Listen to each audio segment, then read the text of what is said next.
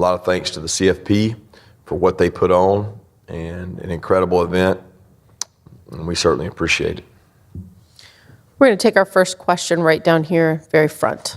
Hey, Kirby, Zach Klein from Channel 2 in Atlanta. First thing, Stetson was supposed to be here this morning. How's the young man feeling the day after? And two, a few days ago, you were talking about your season for next year start actually today. Are you going to put that on pause and appreciate what you guys were able to accomplish? Yeah, I mean, I am concerned about our season, and next year I'll be thinking about that the entire flight home and things we can do right now. Like what's important now, right? WIN, that's our motto. And I know people think that's like unheard of, but you actually have to.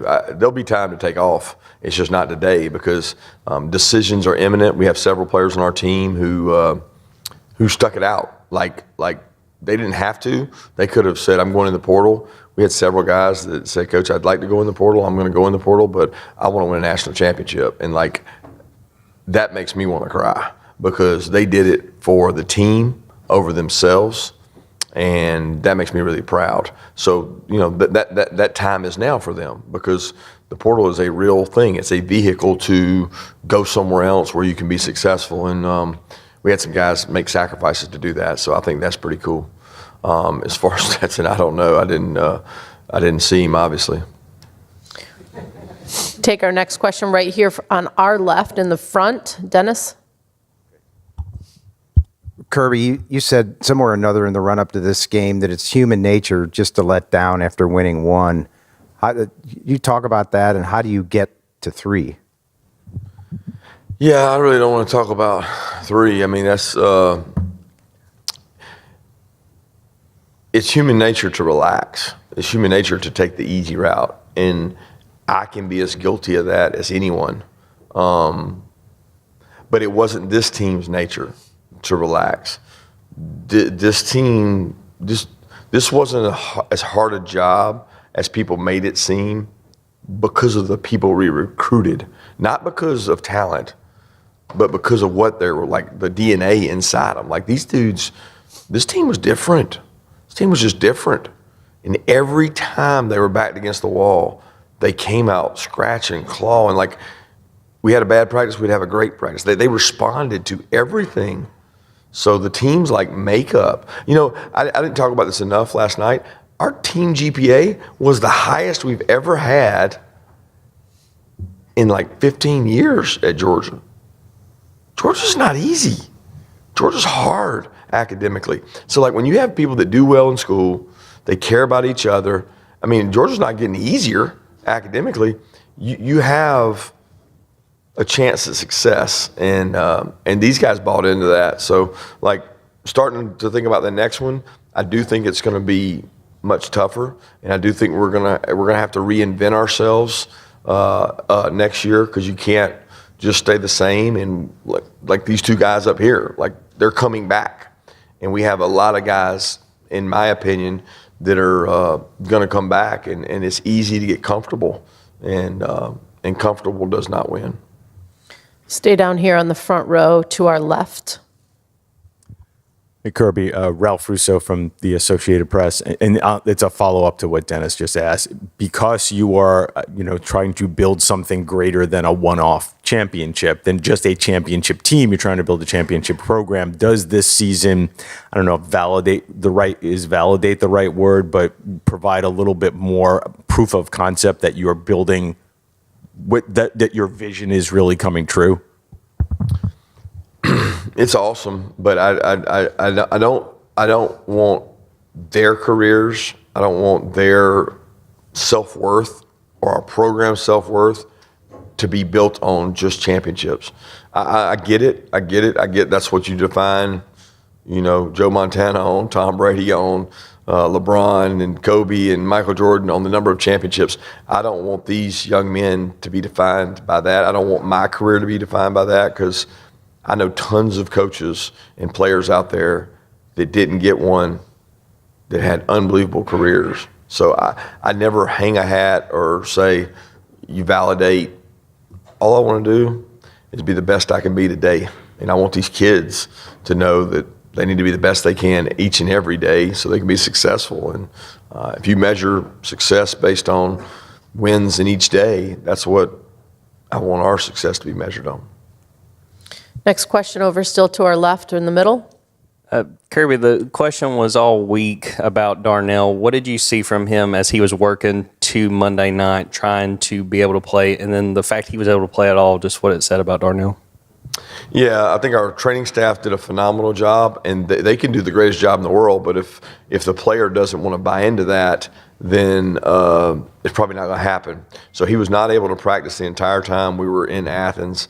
We came to L.A., he ran with the team and ran decent on the first day we were here, and then he practiced. And we felt like there was going to be a good chance he was going to be able to play. There was no chance of doing any more damage. And Darnell, you know, is a classic guy that came to Georgia with the sole purpose of having an opportunity at the NFL. He wanted to play in the NFL. And by the time he left, he was one of the toughest players we had. You know, Missouri, his shoulder pops out, and he will not come out of the game. I mean, he made 2 probably career-defining catches against Missouri, contested catches with a shoulder that was hurt, and he wouldn't come out. LSU, he gets cut. He's 6'7", and they cut him right at his ankles and shins. Nothing worse than that, and he's waving people off. I'm not coming out. Like, I'm pissed off. And to see that growth and see him care about winning the game last night, like he played last night selflessly. Not a lot of throws targeted for Darnell. It was blocking and covering people up. And that part will always hold a special place in my heart for the sacrifices he made for our team. Next question over here, slightly to our right on the aisle. Yeah, Coach Brooks Austin with Dogs Daily. I feel like I watched you guys morph week in and week out. At one point this season, you said there was 0 overlap for 4 weeks defensively. What kind of football intelligence, you talked about the GPA, what kind of football intelligence does it require to have to play at Georgia? Yeah, a lot. JB will tell you, man, we spend a lot of time. I don't know how other people do it, so I don't want to like brag and say, oh, well, we do this or that. I don't know what other people do. But I do know at our place, we expand the brain. Like we stretch it and we stretch it and we stretch it. And then when you need to stretch it more in the game and change something, they have a comfort level with change. Like he sits in a meeting every day. We make him talk. We make him communicate. We make him take notes because we think that's going to be the difference in the end. And it makes things easier to go from an offense that might be completely different when you're not afraid to change. And hey, I want to go a lot of talk last night about Stetson and Brock and offense and this guy's the defensive MVP, but our defensive staff now, Coach Schumann, Coach Muschamp, Chidera, Fran, and Trey Scott did a hell of a job. Now that was, I don't know, 4th, 5th leading scoring offense in the country. I don't care what league you play in. Pretty incredible. Next question over here to our far right on the aisle. Yeah, Kirby, Mike Griffith from AJC Dog Nation. Obviously, Brock's had an incredible career. We know about his All-American status and Stetson's, I guess, legacy is probably the best word. You had a couple of former three-star recruits this year in Kenny McIntosh and Ladd McConkey that, you don't see them getting all the All-American honors or the highlights. Can you talk about what those guys meant to the offense this season in terms of leading the team in yards from scrimmage? Yeah, Kenny, man, I can't even believe that he would be considered a 3-star. That's just disgusting to even think about because this guy's an incredible athlete. I mean, his brother played in the NFL. He's got great DNA. He's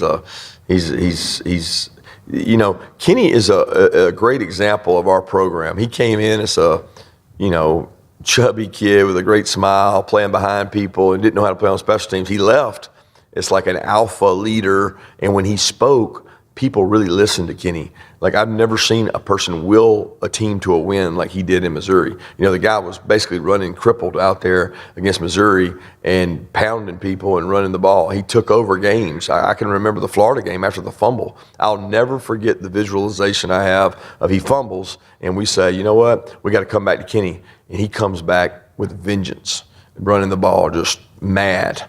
And those memories will stay with me forever. And Ladd's another one. Ladd's, thanks to YouTube and smartphones, I probably wouldn't know who Ladd was because I watched him at a camp just unbelievable quickness and suddenness, and he was beating kids that we were recruiting. And I'm like, why is nobody recruiting this guy?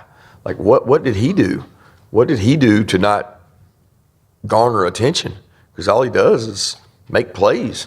You know, and there's a certain element of you get a full day's work out of guys like Bull and Brock, man. When they come to practice, we have to slow these two dudes down. Like, hey, slow down. That's how that is. And when you have that kind of culture, it makes success come much easier. Right down here in the very front. Mark Weiser, Athens Banner Herald for Javon and for Kirby. When you hear the words dynasty with Georgia football, do you think that fits this program now? I mean, this place is special. It's special to all of us. I know it's special to Coach Smart. I know it's special to me. Just growing up as a kid from the state of Georgia and playing for the University of Georgia, it's special. So the word dynasty, I mean, it's something that we're building together. And that was built before us, and it's going to continue to be built after us. So we're just trying to leave our legacy and leave this place in good hands. You know, what's cool is listening to the guys in the locker room. That locker room last night, you know, it's first class, as good a facility as there is. And I mean, it's probably the newest NFL stadium for all I know. And you got Jamari in there, you got N'Kobe in there, you got DK in there, you got Sony in there. There's so many guys that played come back, and they talk about how much they miss it. And I always tell our players, the players think I'm crazy. They're like, oh, whatever, we want to get to the NFL. All you do when you get to the NFL is want to be back in that locker room. Because there's never, I don't care what locker room you got in the NFL, there's never that feeling of brotherhood because the guy across from you is trying to take your job. And in our locker room, it's so different.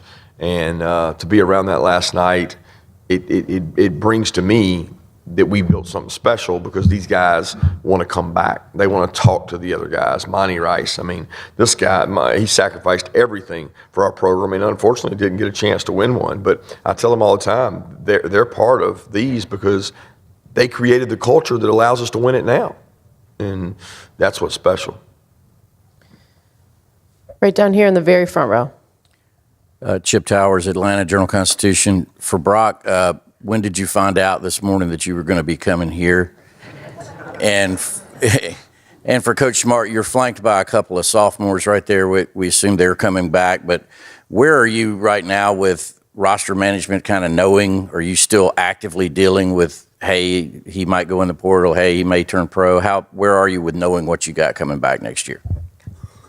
Yeah, for me, I was coming off the elevator. I saw Coach Smart, and I started walking to go eat some breakfast. And I just got a call, and they said, "You're in the bullpen coming to media." I was like, "Okay." I mean, Stetson's not going to make it. I was like, I guess I got to go. So, yeah. He's always wanted to be in Stetson's shoes, so now he gets an opportunity. As far as roster management, I mean, it's every day. It's continuous. I mean, we know the juniors coming out, and you mentioned about these guys.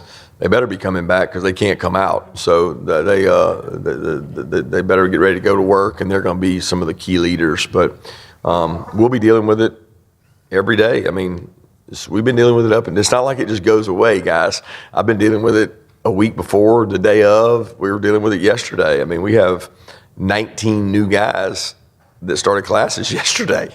So we deal with it every single day, and it'll continue to be that way. And you respect the process. My saying is you got to be better at the process than everybody else is. You don't have to be perfect.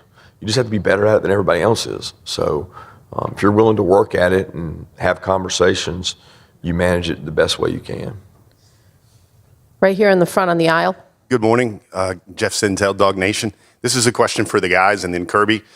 I guess I want to know, I'm curious about the games that Georgia played that we didn't get to see. Fall camp, when Iron went against Iron, when Javon and Brock were against each other. One, I wanted to know what that was like. And two, Coach, how much is that indicative in your stage in your career where, hey, this is the type of things we do now where we know days like today are possible? Yeah, I mean, I think like during those spring scrimmages and the fall camp scrimmages, I mean, we're going against the offense is going against probably the best defense and all those guys. So that really helps us out in the long run. And I mean, it really makes games almost easier than practice. So definitely helps. As far as like that, let me add some offense used to whoop our butt. Like when fall camp first started, man, offense gave us the business. But like Brock said, competing with those guys, man, knowing that you're going up against some of the best guys in the country, if not the best, it's like I said, it gives you a sure amount of confidence going into the season because like you thinking that you already went against the best. So like when you compare it up to other competition, not to knock them down and nothing like that, but it's just like, okay, I went against Ladd at practice. I went against Brock. Like what better can I get from that? Yeah, I love the iron sharpens iron. I told our guys, I mean, every scrimmage we have, I said, you think you can get ready to go play teams in our league? You better get ready to play today. If you're not at your best today, you'll get embarrassed. And you're going against the best defense or offense you'll face. And they respect that. Our guys truly respect that. And those matchups, even I go back to the Ohio State week, Tuesday practice, we're in the indoor. And they were, I mean, I was ready to call practice off. They were going at it. And it was like Jalen Carter came to me and said, hey, can we do a bet, coach, that we win team run over the offense and whoever wins doesn't have to run and the other team has to run. And I'm like, okay, sure, whatever. I mean, I'll go for a game, competition, make it a little fun. I usually don't like motivation tactics like that because it's artificial and you have to simulate it every time. Oh, I thought they were going to kill each other. You know, we had two guys tackle, we injured a back, and I'm like, guys, we're going to cancel practice if y'all keep doing this because they were getting after it. And those are those legendary matchups. I always liken it to the Dream Team when they played. And they talk about how those two teams went at each other and Jordan took over. And it was like that in our building. And I'm like, if cameras could see these guys go at it, you know, Cedric Van Pran takes so much pride in winning team run, and Jalen Carter takes so much pride in winning team run that there comes a time when you got to call it off. And when you got that, you got something special. Next question on our far right in the back. Hey guys, Roger Manus with Atlanta CW. Kirby talks a lot about the selflessness and the sacrifice that you guys as teammates will do for each other. So for Brock and Javon, if you could just talk about that attitude from the player's perspective, being in that locker room. I know you both touched the ball a lot last night, but there's some games where, Brock, you just block, things like that. So just the player's mindset of that culture of being there for each other. I know, and as far as a defense perspective, you got to just do your job. Not being able to just allowing yourself to do too much. You don't have to be a superstar. This is a help me help you defense. Knowing what you got to do and doing that to your full capability. The prime example that comes to my head is Mark Brackett. Just knowing like, okay, I know Chris Smith filling that alley. I stay inside. Even though I think I could probably make that play, it's not my job to make that play. It's Chris's job to make that play, and it seems to be working out pretty good. So like the selflessness is the team DNA. I feel like it's one of our DNA traits. We got so many selfless guys in that locker room last night, and Sherman had came up to us and he gave a speech last night, and it really touched me because he was just like, even if you're not getting in the game, we still need you.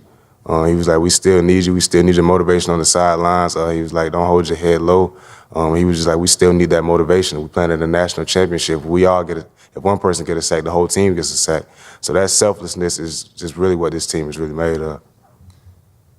Yeah, I think it's what he said, just selfishness and just doing your job. Because, I mean, we got so many playmakers on offense that, I mean, everyone's able to touch the ball and make plays. So if it comes down to me blocking somebody from my brother behind me, then, I mean, I'll just do whatever I need to do to get yards, get first downs, get touchdowns, and win the game.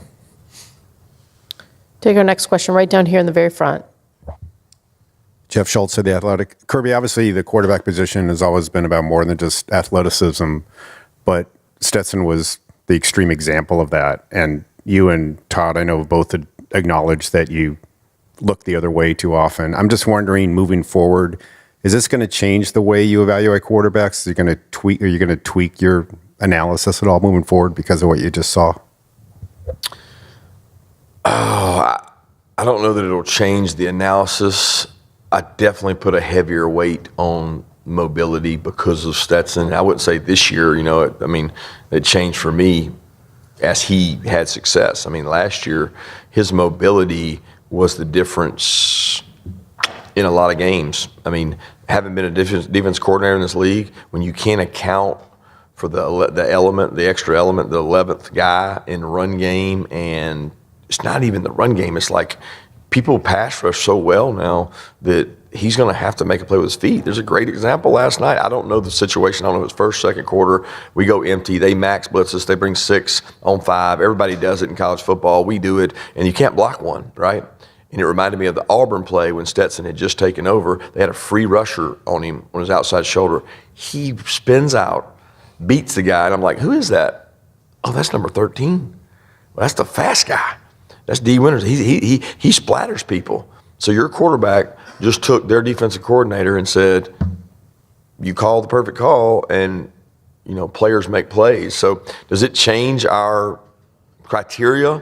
I don't know if it changes the criteria. It definitely puts more weight on mobility, and that's a really important factor. I mean, like a scale of 1 to 10, if Stetson's a 8 mobility, you probably can't win without a 6 or a 7 because you got to have somebody that can step out of the way and avoid things in his athleticism. But it's rare to find the athleticism, mobility, but the mental capacity to handle the volume of offense, which that's what makes Stetson unique. Take our next question to our left in the middle. Jordan Hill, Dogs 247. Question for Javon. Obviously, you guys on defense are losing some talent to the NFL, but what stands out to you about the guys that are coming back on defense in 2023?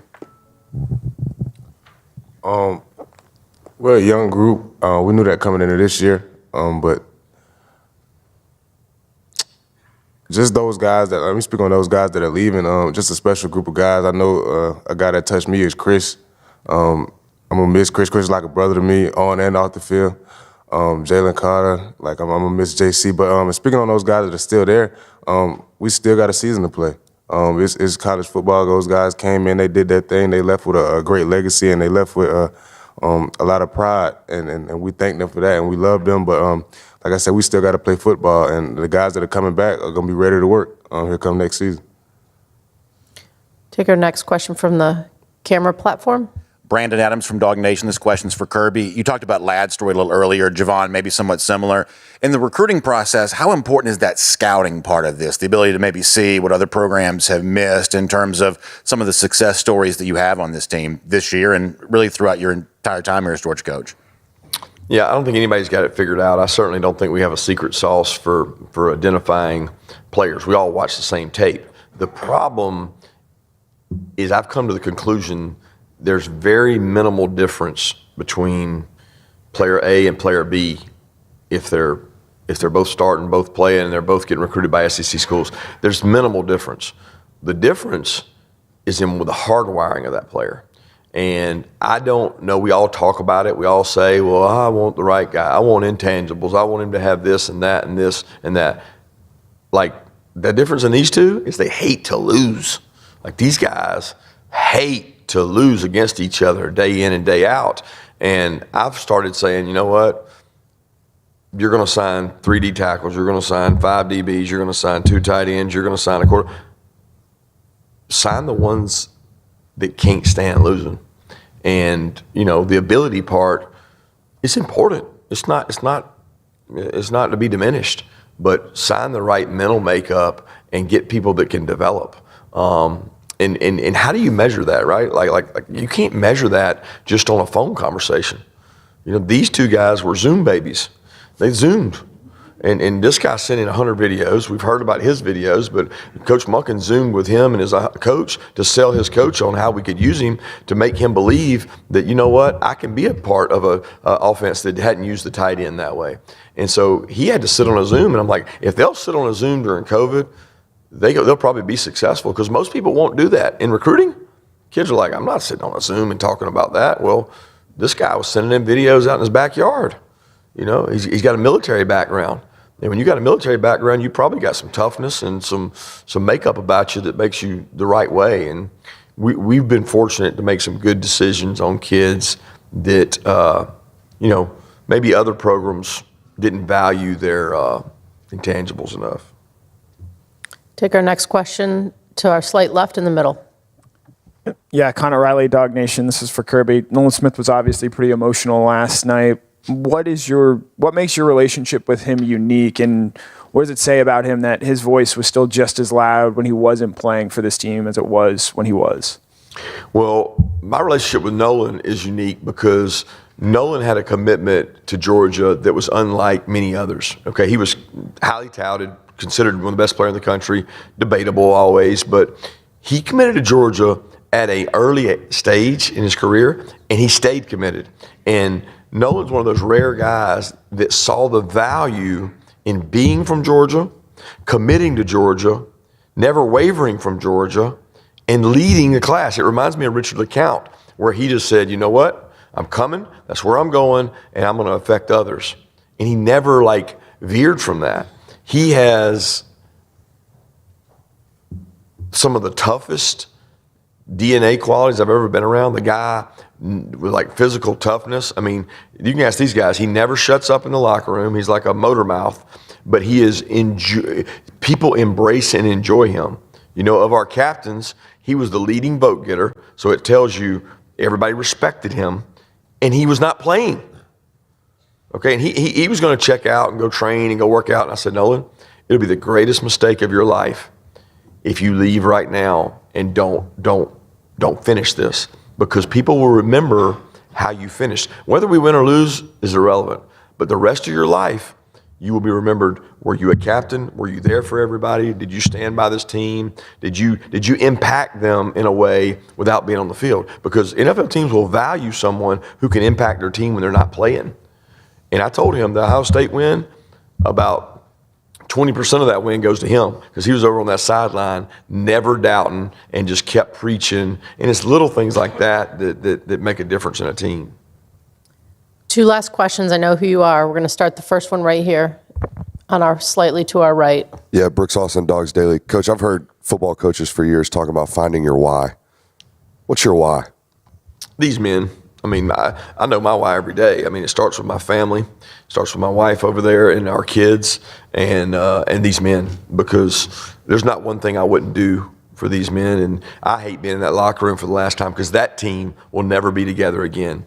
You know, and Coach Rick always touched me when he talked about Paul Oliver, and he talked about, you know, this is a young man that ended up losing his life because he felt like he didn't have somewhere to turn, and his career was over, and he felt like he was defined by football.